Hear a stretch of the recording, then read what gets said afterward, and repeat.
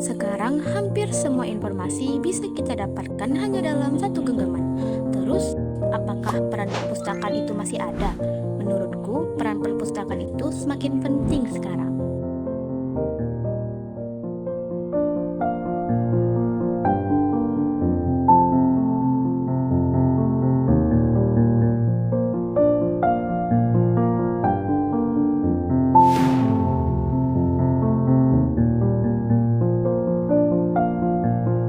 Dulu kita mengenal perpustakaan sebagai tempat untuk membaca dan meminjam buku.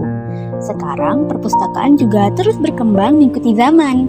Kita bisa datang untuk belajar, mencari referensi, berdiskusi, sampai memanfaatkan berbagai sumber informasi dan kegiatan literasi. Jadi perpustakaan itu bukan cuma soal buku yang tersusun rapi di rak ya, tapi juga tentang bagaimana kita bisa belajar dan berkembang bersama.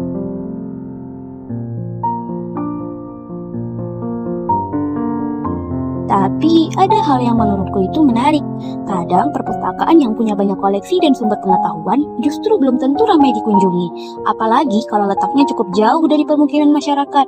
Akhirnya orang lebih memilih cari informasi lewat handphone karena lebih cepat dan praktis. Padahal kalau kita mau datang dan meluangkan waktu, ada begitu banyak pengetahuan dan sumber informasi yang bisa kita temukan di dalamnya.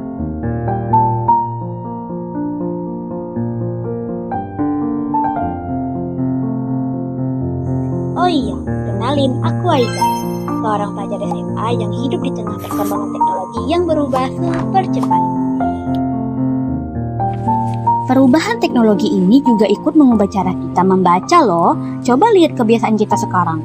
Kita lebih sering menatap layar daripada membuka lembaran buku. Informasi datang dalam bentuk video pendek, potongan berita, dan komen yang terus lewat tanpa henti. Menurutku, masalahnya bukan karena masyarakat Indonesia tidak mau membaca. Kita mulai terbiasa menerima semua informasi secara instan, tanpa selalu meluangkan waktu untuk benar-benar memahami isinya. Sebenarnya perubahan itu nggak salah. Teknologi justru bikin kita lebih mudah mendapatkan informasi kapan saja dan di mana saja. Tapi tantangannya adalah gimana kita tetap punya kebiasaan membaca dan memahami sesuatu di tengah derasnya arus informasi. Selamat datang. Bayangin deh, dalam sehari aja, kita bisa lihat ratusan bahkan ribuan informasi lewat layar handphone. Ada berita, opini orang lain, sampai informasi yang kadang kita sendiri nggak tahu itu benar apa enggak. Dan anehnya, semakin banyak informasi yang kita lihat, kadang malah bikin kita makin bingung.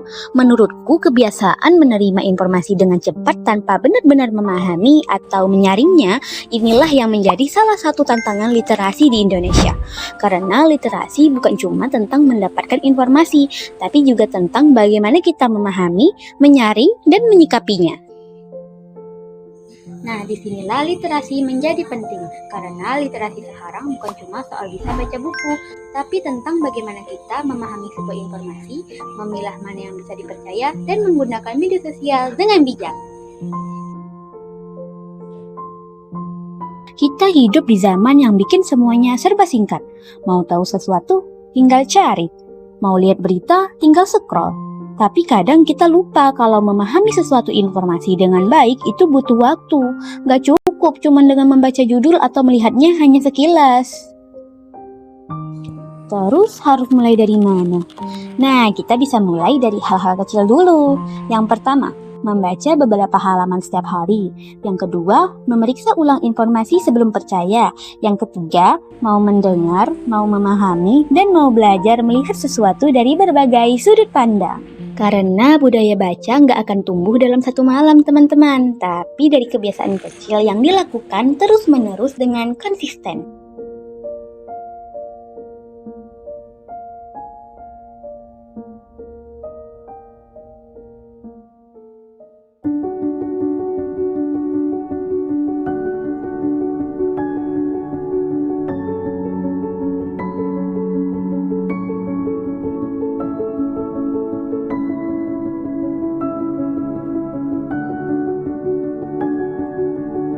Pada akhirnya, semua yang kita baca dan pelajari seharusnya punya arti dalam kehidupan kita.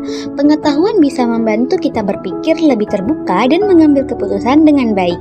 Karena punya banyak informasi, belum tentu berarti kita benar-benar memahaminya. Jadi di tengah dunia yang berubah cepat ini, jangan sampai kita menjadi orang yang tahu akan banyak hal tapi lupa cara untuk memahami. Ibarat kamu punya banyak buku tapi kamu tak pernah membacanya. Mungkin kamu tahu buku itu ada tapi kamu tak pernah benar-benar tahu apa yang ada di dalamnya. Mari terus membaca, belajar, dan berpikir kritis.